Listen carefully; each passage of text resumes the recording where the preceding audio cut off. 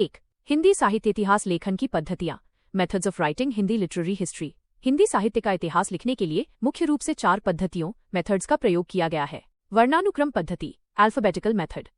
इस पद्धति में रचनाकारों, कवि, लेखक का विवरण उनके नाम के पहले अक्षर वर्ण के क्रम के अनुसार दिया जाता है।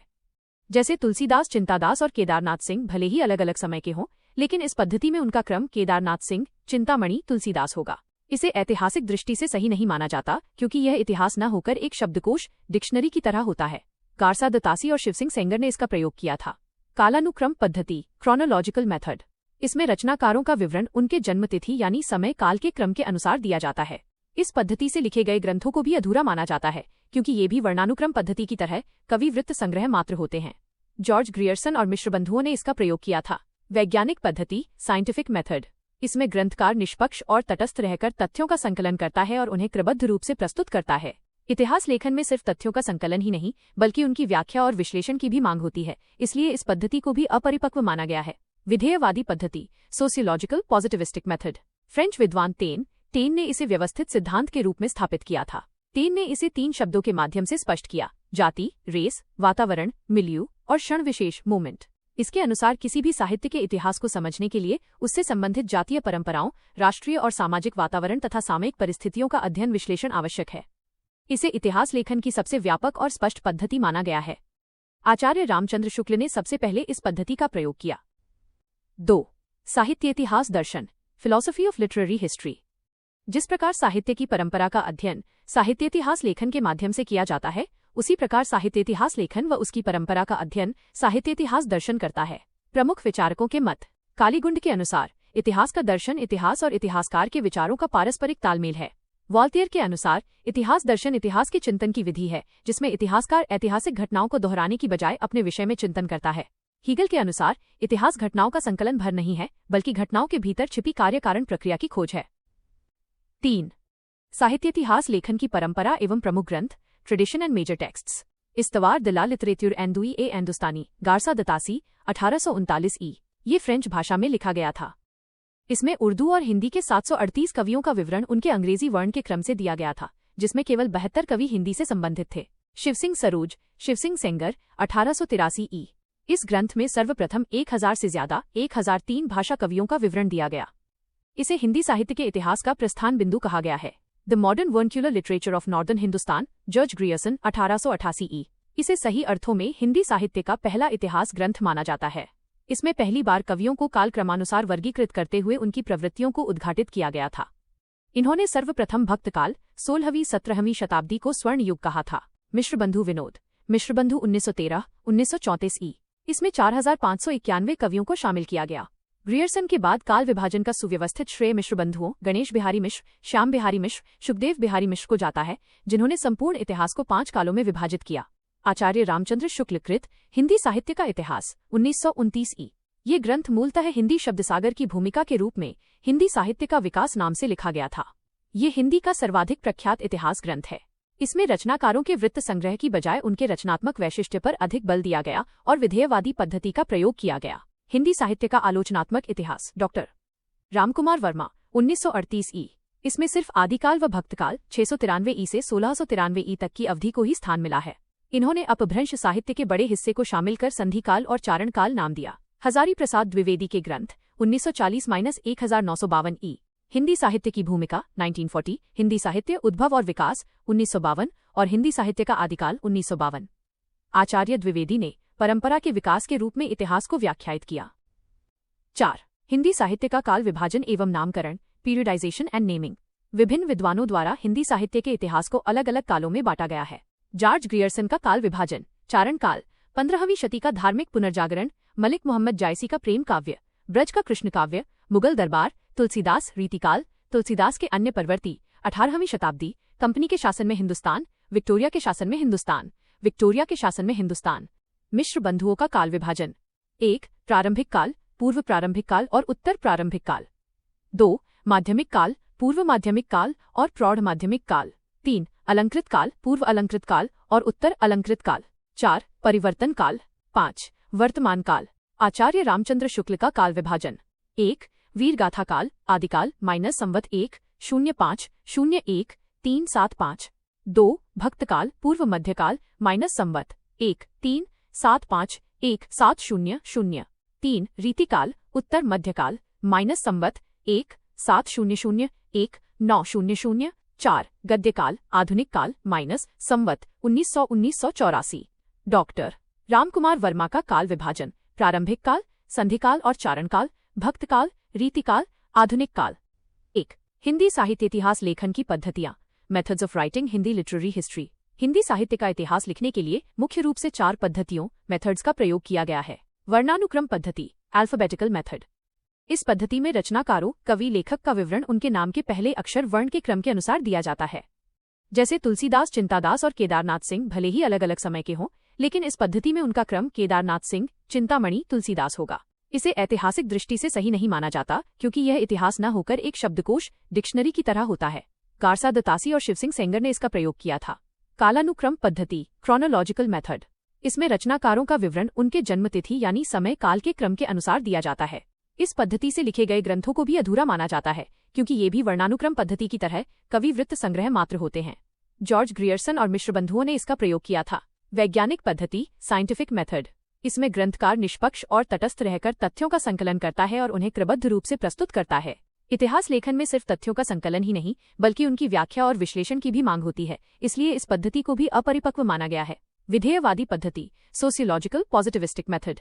फ्रेंच विद्वान टेन ने इसे व्यवस्थित सिद्धांत के रूप में स्थापित किया था। टेन ने इसे 3 शब्दों के माध्यम से स्पष्ट किया: जाति, रेस, वातावरण, मिलियू और क्षण विशेष मोमेंट।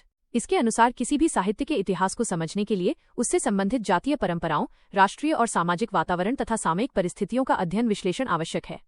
इसे इतिहास लेखन की सबसे व्यापक और स्पष्ट पद्धति माना गया है। आचार्य रामचंद्र शुक्ल ने सबसे पहले इस पद्धति का प्रयोग किया। 2 साहित्य इतिहास दर्शन फिलॉसफी ऑफ लिटरेरी हिस्ट्री।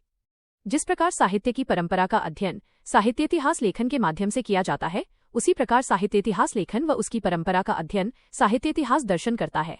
प्रमुख विचारकों के मत।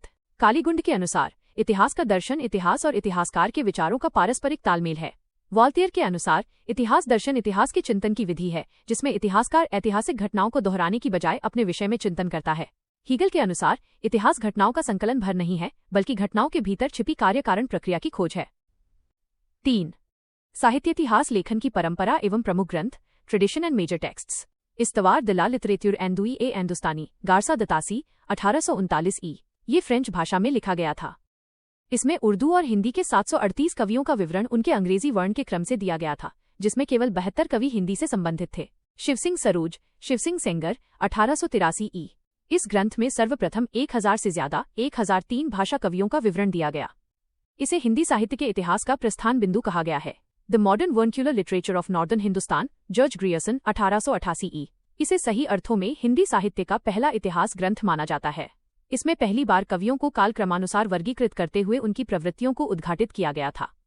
इन्होंने सर्वप्रथम भक्तकाल 16वीं-17वीं शताब्दी को स्वर्ण युग कहा था। मिश्रबंधु विनोद मिश्रबंधु 1913-1934 ई। इसमें 4591 कवियों को शामिल किया गया। ग्रियर्सन के बाद काल विभाजन का सुव्यवस्थित श्रेय मिश्रबंधुओं गणेश बिहारी मिश्र, श्याम बिहारी मिश्र, शुकदेव बिहारी मिश्र को जाता है, जिन्होंने संपूर्ण इतिहास को 5 कालों में विभाजित किया। आचार्य रामचंद्र शुक्ल कृत हिंदी साहित्य का इतिहास 1929 ई। ये ग्रंथ मूलतः हिंदी शब्दसागर की भूमिका के रूप में हिंदी साहित्य का विकास नाम से लिखा गया था। ये हिंदी का सर्वाधिक प्रख्यात इतिहास ग्रंथ है।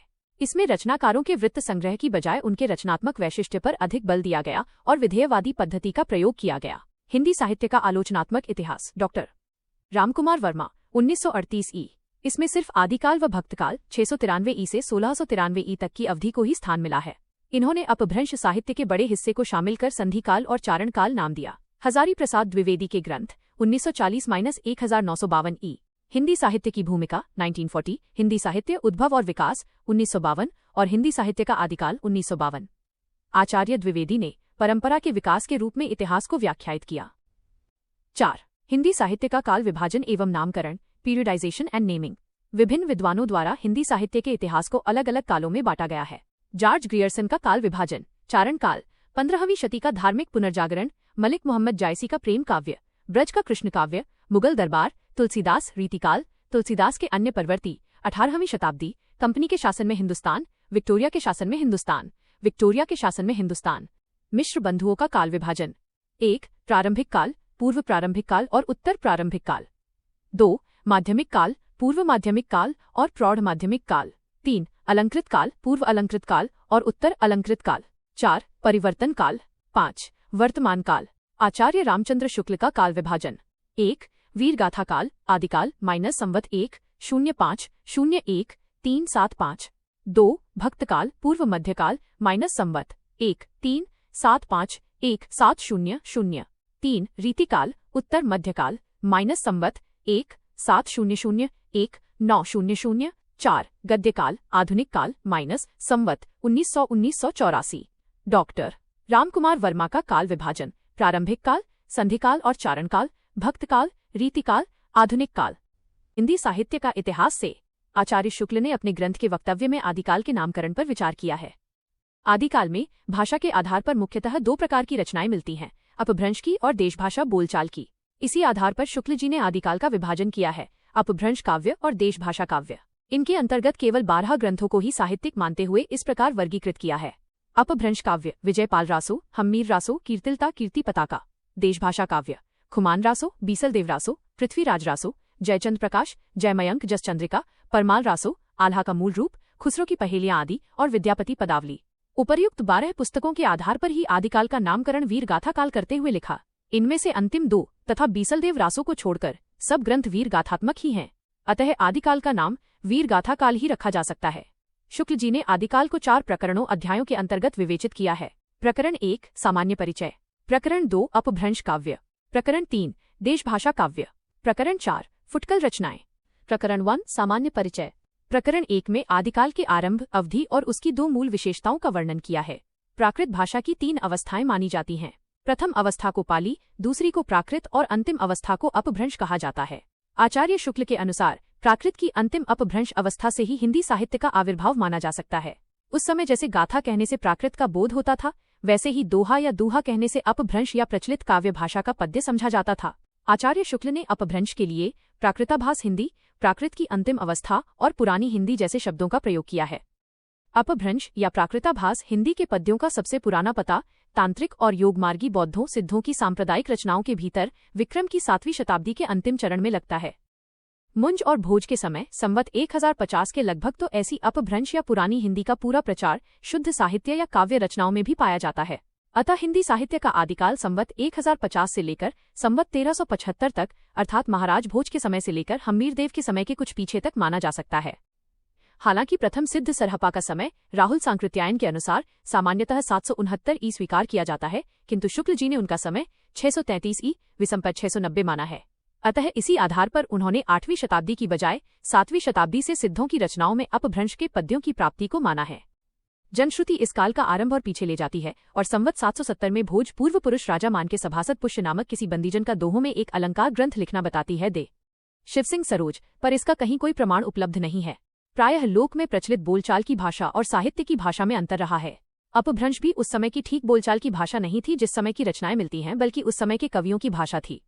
शुक्ल जी ने अपभ्रंश के संबंध में लिखा है, कवियों ने काव्य परंपरा के अनुसार साहित्यिक प्राकृत के पुराने शब्द तो लिए ही हैं, जैसे पीछे की हिंदी में तत्सम संस्कृत शब्द लिए जाने लगे, विभक्तियां, कारक चिन्ह और क्रियाओं के रूप आदि भी बहुत कुछ अपने समय से कई सौ वर्ष पुराने रखे हैं। बोलचाल की भाषा घिस घिस कर बिल्कुल जिस रूप में आ गई थी, सारा वही रूप न लेकर कवि और चारण आदि भाषा का बहुत कुछ वह रूप व्यवहार में लाते थे जो उनसे 100 वर्ष पहले से कवि परंपरा रखती चली आती थी। अपभ्रंश के जो नमूने हमें पद्यों में मिलते हैं वे उस काव्य भाषा के हैं जो अपने पुरानेपन के कारण बोलने की भाषा से कुछ अलग बहुत दिनों तक आदिकाल के अंत क्या उससे पीछे तक पोथियों में चलती रही। उस समय रचनाओं की भाषा में बहुत विविधता थी। एक ही समय विक्रम की 14वीं शती के मध्य में शारंगधर अपभ्रंश और खुसरो देशभाषा खड़ी बोली हिंदी का प्रयोग कर रहे थे। विद्यापति दोनों प्रकार की भाषाओं अपभ्रंश के रूप अवहट और देशभाषा मैथिली का प्रयोग करते हैं। इनके समांतर ही कबीर की रचनाओं का आरंभिक दौर भी शुरू हो जाता है। आदिकाल भाषिक वैविध्य की स्थिति में अपभ्रंश की परंपरा विक्रम की 15वीं शती के मध्य विद्यापति के समय तक चलती रही। उस समय की बोलचाल की भाषा को विद्यापति ने देशी भाषा कहा। उन्हीं की प्रेरणा से शुक्ल जी ने देशभाषा शब्द का प्रयोग किया। उस समय की बोलचाल की भाषा देशभाषा के 2 रूप आदिकालीन रचनाओं में मिलते हैं, प्राकृत की रूढ़ियों से बहुत कुछ मुक्त और पूरी तरह मुक्त। अमीर खुसरो और विद्यापति की भाषा प्राकृत की रूढ़ियों से मुक्त है। देशभाषा की अन्य रचनाओं पर प्राकृत की रूढ़ियों का थोड़ा बहुत प्रभाव दृष्टिगोचर होता है। शुक्ल जी द्वारा निर्दिष्ट आदिकाल की 2 मूल विशेषताएं निम्नलिखित हैं। अनिर्दिष्ट लोक प्रवृत्ति। आदिकाल की दीर्घ परंपरा के बीच 150 वर्षों के भीतर रचना की किसी विशेष प्रवृत्ति का निश्चय नहीं होता है। धर्म, नीति, श्रृंगार, वीर सब प्रकार की रचनाएं दोहों में मिलती हैं। इस काल की जो साहित्यिक सामग्री प्राप्त है उसमें कुछ तो असंदिग्ध हैं और कुछ संदिग्ध हैं। असंदिग्ध सामग्री जो कुछ प्राप्त है उसकी भाषा अपभ्रंश अर्थात प्राकृताभास हिंदी है। प्रकरण 2 अपभ्रंश काव्य। जब से प्राकृत बोलचाल की भाषा न रह गई तभी से अपभ्रंश साहित्य का आविर्भाव समझना चाहिए।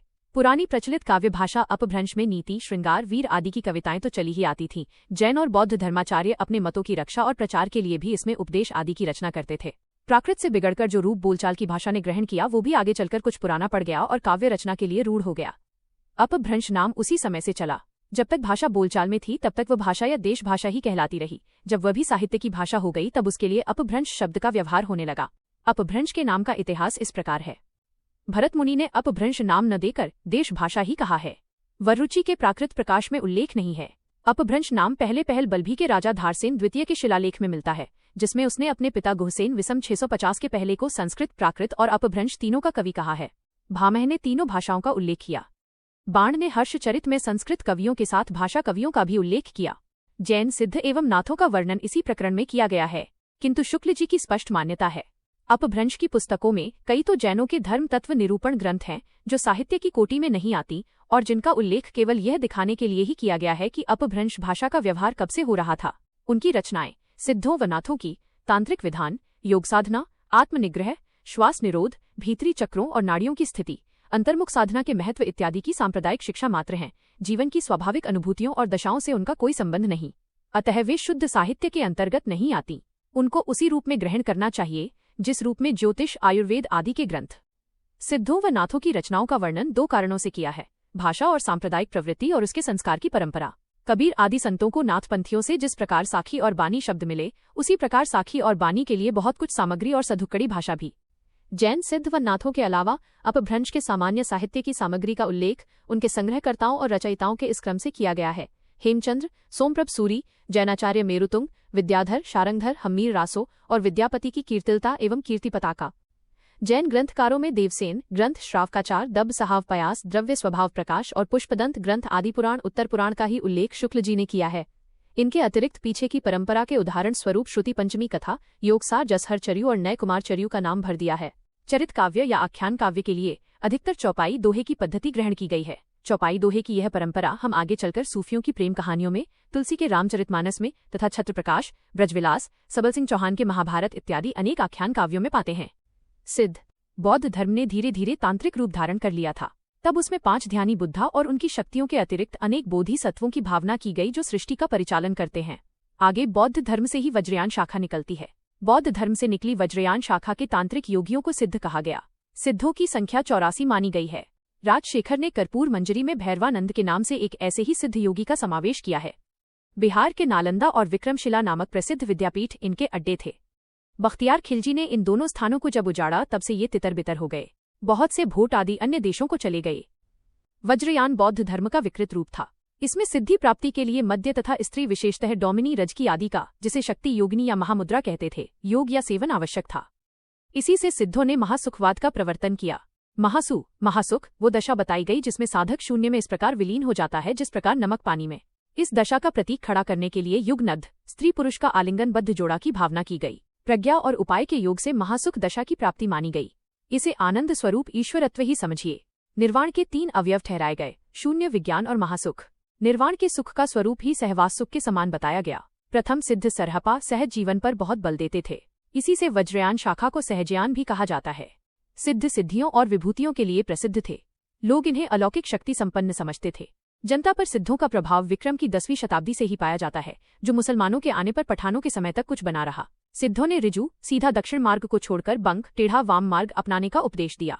कैसा ही शुद्ध और सात्विक धर्म हो, गुह्य और रहस्य के प्रवेश से वह किस प्रकार विकृत और पाखंडपूर्ण हो जाता है, वज्रयान इसका प्रमाण है। अपने मत का संस्कार जनता पर डालने के लिए वे सिद्ध संस्कृत रचनाओं के अतिरिक्त अपनी बानी रचनाएं अपभ्रंश मिश्रित देश भाषा में भी बराबर सुनाते रहे। इसे शुक्ल जी ने देश भाषा मिश्रित अपभ्रंश या पुरानी हिंदी भी कहा है। सिद्ध सरहपा की उपदेश की भाषा तो पुरानी टकसाली हिंदी देश भाषा मिश्रित अपभ्रंश है, पर गीत की भाषा पुरानी बिहारी या पूर्वी बोली मिली है। कबीर की साखी उपदेश धर्मी दोहों की भाषा तो खड़ी बोली राजस्थानी मिश्रित सामान्य भाषा सधुक्कड़ी है, पर रमैनी के पदों में काव्य की ब्रजभाषा और कहीं कहीं पूर्वी बोली भी है। उस समय की सर्वमान्य व्यापक काव्य भाषा नागर अपभ्रंश का ढांचा शौरसेनी प्रसूत अपभ्रंश अर्थात ब्रज और खड़ी बोली पश्चिमी हिंदी का था। सधुक्कड़ी इससे अलग थी। उसका ढांचा कुछ खड़ी बोली लिए राजस्थानी था। सिद्धों ने संधा भाषा शैली का प्रयोग किया है। यह अंतः साधनात्मक अनुभूतियों का संकेत करने वाली प्रतीकात्मक भाषा शैली है। नाथ गोरखनाथ ने पतंजलि के उच्च लक्ष्य ईश्वर प्राप्ति को लेकर हठयोग का प्रवर्तन किया। गोरखनाथ का नाथ पंथ बौद्धों की वज्रयान शाखा से ही निकला है। नाथों ने वज्रयानी सिद्धों के विरुद्ध मध्यमास व मैथुन के त्याग पर बल देते हुए ब्रह्मचर्य पर जोर दिया। साथ ही शारीरिक मानसिक शुचिता अपनाने का संदेश दिया। अलबत्ता शिव शक्ति की भावना के कारण कुछ श्रृंगारमयी वाणी भी नाथ पंथ के किसी न किसी ग्रंथ जैसे शक्ति संगम के तंत्र में मिलती है, लेकिन फिर भी इनका मार्ग सिद्धों से कुछ समानता रखते हुए भी अलग था। इसी से नाथों और सिद्धों में ये समानताएं मिलती हैं।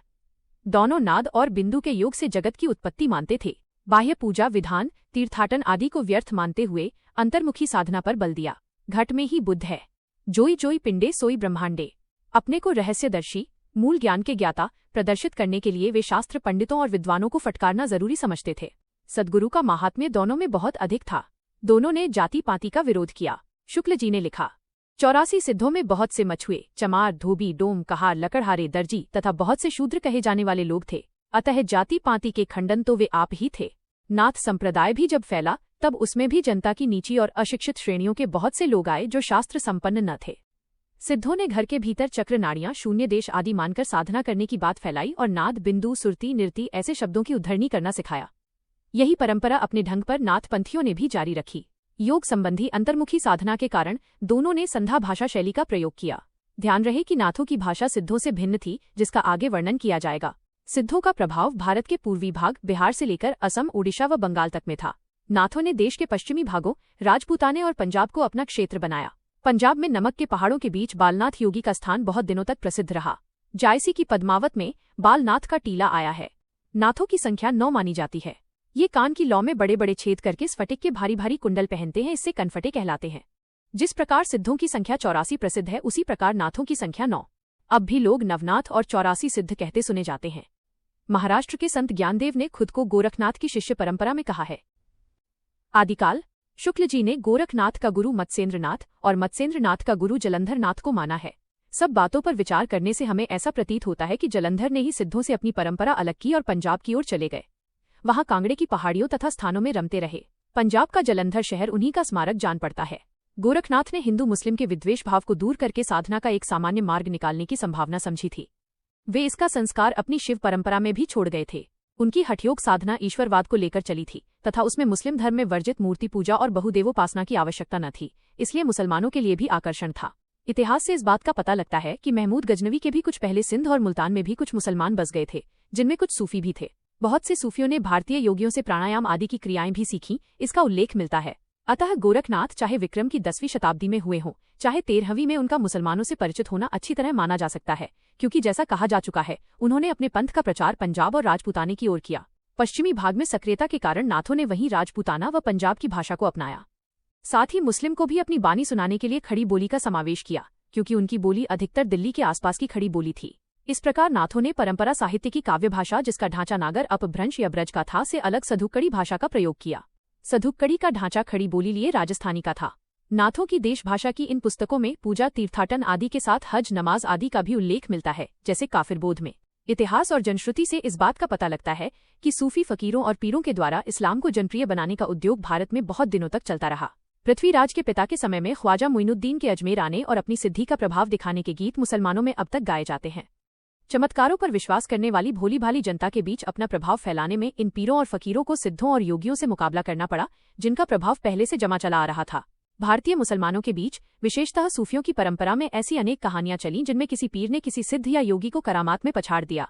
कई योगियों के साथ ख्वाजा मोइनुद्दीन का भी ऐसा ही करामाती दंगल कहा जाता है, पर खत्म हो जाती है। हालांकि इसके 50-60 वर्ष पीछे विद्यापति के 2 ग्रंथ मिलते हैं, पर उस समय तक अपभ्रंश का स्थान देश भाषा ले चुकी थी। विद्यापति के इन प्रशस्तिमूलक 2 छोटे छोटे ग्रंथों का प्रथम परिचय जॉर्ज ग्रियर्सन को उनके पदों का संग्रह करते हुए हुआ, किंतु उन्हें ये मिले नहीं। महामहोपाध्याय पंडित हरप्रसाद शास्त्री को नेपाल के राजकीय पुस्तकालय में कीर्तिलता प्राप्त हुई। कीर्ति पताका की सूचना मात्र है।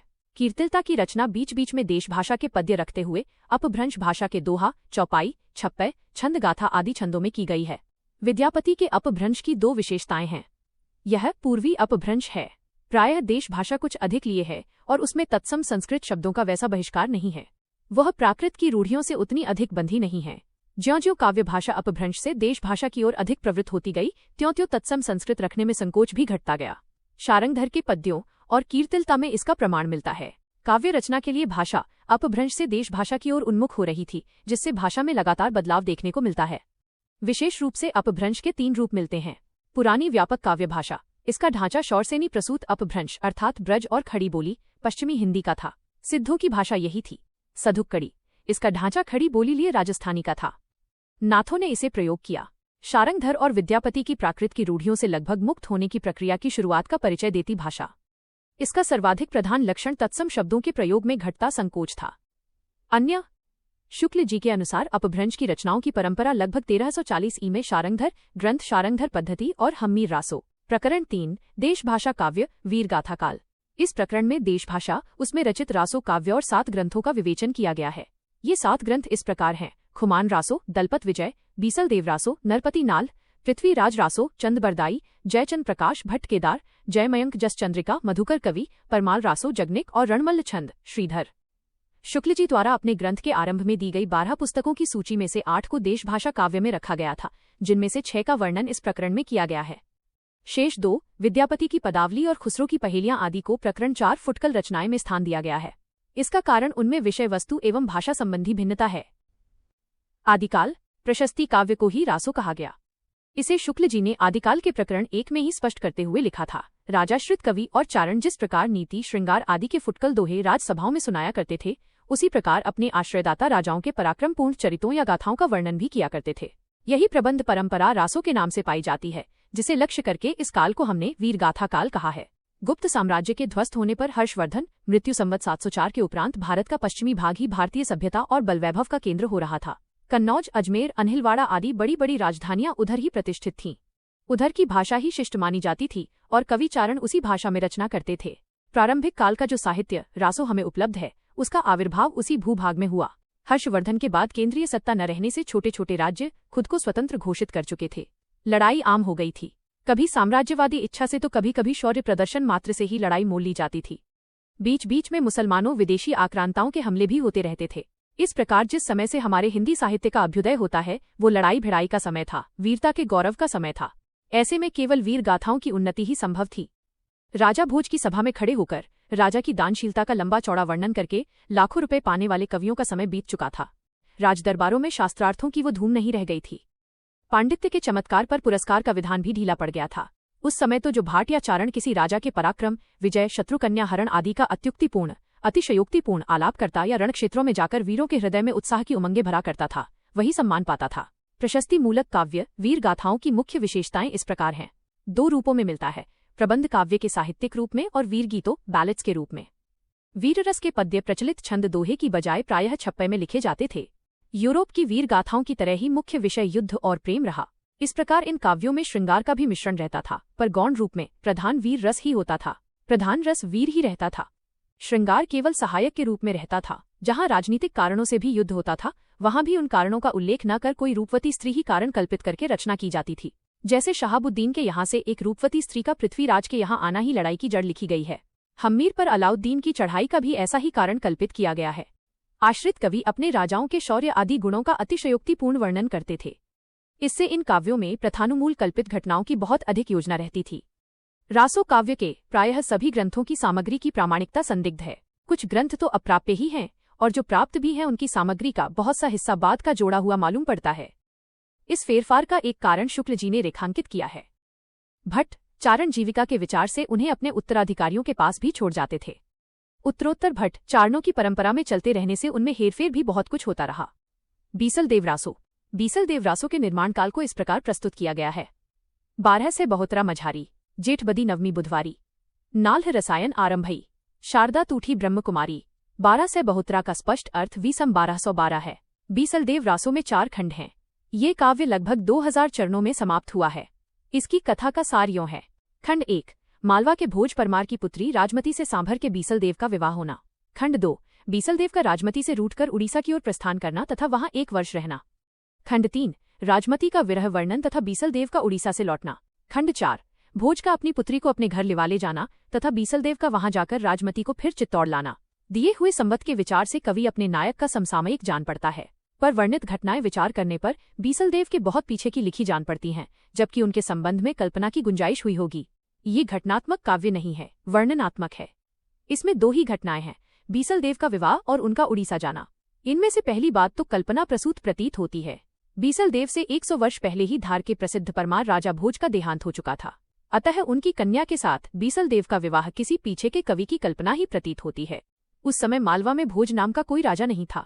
बीसलदेव की एक परमार वंश की रानी थी। यह बात परंपरा से अवश्य प्रसिद्ध चली आती थी, क्योंकि इसका उल्लेख पृथ्वीराज रासो में भी है। इसी बात को लेकर पुस्तक में भोज का नाम रखा हुआ जान पड़ता है। अथवा यह हो सकता है कि धार के परमारों की उपाधि ही भोज रही हो और उसी आधार पर इन्हीं में से किसी की कन्या के साथ बीसलदेव का विवाह हुआ हो। परमार कन्या के संबंध में कई स्थानों पर जो वाक्य आए हैं, उन पर ध्यान देने से यह सिद्धांत पुष्ट होता है कि राजा भोज का नाम कहीं पीछे से न मिलाया गया हो, जैसे जननी गोरी, तू जैसलमेर, गोरी जैसलमेर की। आदिकाल आबू के परमार भी राजपूताने में फैले हुए थे, अतः राजमती का उनमें से किसी सरदार की कन्या होना भी संभव है। पर भोज के अतिरिक्त और भी नाम इसी प्रकार जोड़े हुए मिलते हैं, जैसे माघाचार्य, कवि कालिदास। भाषा साहित्यिक नहीं है, राजस्थानी है। इस ग्रंथ से एक बात का आभास अवश्य मिलता है कि शिष्ट काव्य भाषा में ब्रज और खड़ी बोली के प्राचीन रूप का ही राजस्थान में भी व्यवहार होता था। साहित्य की सामान्य भाषा हिंदी ही थी, जो पिंगल भाषा कहलाती थी। बीसलदेव रासों में भी बीच बीच में बराबर इस साहित्यिक भाषा हिंदी को मिलाने का प्रयत्न दिखाई पड़ता है। भाषा की प्राचीनता पर विचार करने के पहले ये बात ध्यान में रखनी चाहिए कि गाने की चीज होने के कारण इसकी भाषा में समयानुसार बहुत कुछ फेरफार होता आया है, पर लिखित रूप में रक्षित होने के कारण इसका पुराना ढांचा बहुत कुछ बचा हुआ है। इसमें आए हुए कुछ फारसी तुर्की शब्दों की ओर भी ध्यान जाता है, जैसे महल, इनाम, नेजाता जनो, ताजियाना आदि। ये शब्द पीछे से मिले हुए भी हो सकते हैं और कवि द्वारा व्यवहृत भी। कवि के समय से पहले ही पंजाब में मुसलमानों का प्रवेश हो गया था और वे इधर उधर जीविका के लिए फैलने लगे थे, अतः ऐसे साधारण शब्दों का प्रचार कोई आश्चर्य की बात नहीं। बीसलदेव के सरदारों में ताजुद्दीन मियाँ भी मौजूद हैं। महल पलान्यो ताजदीन, खुरसाना चढ़ी चाल्यो गोंड। राय बहादुर पंडित गौरीशंकर हीराचंद ओझा ने इसे हम्मीर के समय की रचना कहा है। बीसलदेव रासों में काव्य के अर्थ में रसायन शब्द बार बार आया है, अतः हमारी समझ में इसी रसायन शब्द से होते होते रासो हो गया है। नाल के इस बीसलदेव में जैसा कि होना चाहिए था, न तो उक्त वीर राजा की ऐतिहासिक चढ़ाइयों का वर्णन है, न उसके शौर्य पराक्रम का। दिल्ली और हांसी के प्रदेश इन्हीं ने अपने राज्य में मिलाए थे। श्रृंगार रस की दृष्टि से विवाह और रूठकर विदेश जाने का प्रोषित पतिका के वर्णन के लिए मनमाना वर्णन है। इस छोटी सी पुस्तक को बीसलदेव ऐसे वीर का रासो कहना खटकता है, पर जब हम देखते हैं कि ये कोई काव्य ग्रंथ नहीं है, केवल गाने के लिए इसे रचा गया था, तो बहुत कुछ समाधान हो जाता है। ये पुस्तक न तो वस्तु के विचार से और न भाषा के विचार से अपने असली और मूल रूप में कही जा सकती है। इनके बीसलदेव विग्रहराज चतुर्थ वीर चरित्र का बहुत कुछ वर्णन इनके राजकवि सोमदेव रचित ललित विग्रहराज नाटक संस्कृत में है। प्रादेशिक बोलियों के साथ साथ ब्रज या मध्य देश की भाषा का आश्रय लेकर एक सामान्य साहित्यिक भाषा भी स्वीकृत हो चुकी थी, जो चारणों में पिंगल भाषा के नाम से पुकारी जाती थी। अपभ्रंश के योग से शुद्ध राजस्थानी भाषा का जो साहित्यिक रूप था वो डिंगल कहलाता था। पृथ्वीराज रासो, ये चंदबरदाई हिंदी के प्रथम महाकवि माने जाते हैं और इनका पृथ्वीराज रासो हिंदी का प्रथम महाकाव्य है। इनके पूर्वजों की भूमि पंजाब थी, जहां लाहौर में इनका जन्म हुआ था। इनका और महाराज पृथ्वीराज का जन्म एक ही दिन हुआ था और दोनों ने एक ही दिन ये संसार भी छोड़ा था। ये महाराज पृथ्वीराज के राजकवि ही नहीं, उनके सखा और सामंत भी थे तथा षड्भाषा, व्याकरण, काव्य, साहित्य, छंदशास्त्र, ज्योतिष, पुराण, नाटक और अनेक विद्याओं में पारंगत थे। इन्हें जालंधरी देवी का इष्ट था, जिसकी कृपा से ये अदृष्ट काव्य भी कर सकते थे। इनका जीवन पृथ्वीराज के जीवन के साथ ऐसा मिला जुला था कि अलग नहीं किया जा सकता। युद्ध में, आखेट में, सभा में, यात्रा में सदा महाराज के साथ रहते थे और जहां जो बातें होती थीं सब में सम्मिलित रहते थे। पृथ्वीराज रासो 2500 पृष्ठों का बहुत बड़ा ग्रंथ है। प्राचीन समय में प्रचलित प्रायः सभी छंदों का व्यवहार हुआ है। मुख्य छंद हैं कवित, छप्पय, दूहा, तोमर, त्रोटक, गाहा और आर्या। जैसे कादम्बरी के संबंध में प्रसिद्ध है कि उसका पिछला भाग बाण के पुत्र ने पूरा किया है, वैसे ही रासो के पिछले भाग का भी चंद के पुत्र जल्हण द्वारा पूर्ण किया जाना कहा जाता है। रासो के अनुसार जब शहाबुद्दीन गौरी पृथ्वीराज को कैद करके गजनी ले गया, तब कुछ दिनों पीछे चंद भी वहीं गए।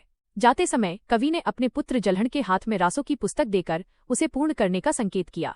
जल्हण के हाथ में रासो को सौंपे जाने और उसके पूरे किए जाने का उल्लेख रासो में है। पुस्तक जल्हण हत्थ दे चली गज्जन रिपकाज, रघुनाथ चरित हनुमंत कृत भूप भोज उद्धरिय जिमी, पृथ्वीराज सुजस कवि चंद कृत चंद चंद उद्धरिय तिमी। पृथ्वीराज रासो में आबू के यज्ञकुंड से 4 क्षत्रिय कुलों की उत्पत्ति तथा चौहानों के अजमेर में राजस्थान से लेकर पृथ्वीराज के पकड़े जाने तक का सविस्तार वर्णन है। बहुत से राजाओं के साथ पृथ्वीराज के युद्ध और अनेक राजकन्याओं के साथ विवाह की कथाएं रासो में भरी पड़ी हैं। पृथ्वीराज विजय के कर्ता जयानक ने पृथ्वीराज के मुख्य भाट या बंदीराज का नाम पृथ्वी भट्ट लिखा है, चंद का उसने कहीं नाम नहीं लिया है। यही कहा जा सकता है कि चंदबरदाई नाम का यदि कोई कवि था तो पृथ्वीराज की सभा में न रहा होगा या जयानक के काश्मीर लौट जाने पर आया होगा। अधिक संभव यह जान पड़ता है कि पृथ्वीराज के पुत्र गोविंदराज या उनके भाई हरिराज अथवा इन दोनों में से किसी के वंशज के यहाँ चंद नाम का कोई भट्ट कवि रहा हो जिसने उनके पूर्वज पृथ्वीराज की वीरता आदि के वर्णन में कुछ रचना की हो। यह ग्रंथ न तो भाषा के इतिहास के और न साहित्य के इतिहास के जिज्ञासुओं के काम का है। यह पूरा ग्रंथ वास्तव में जाली है।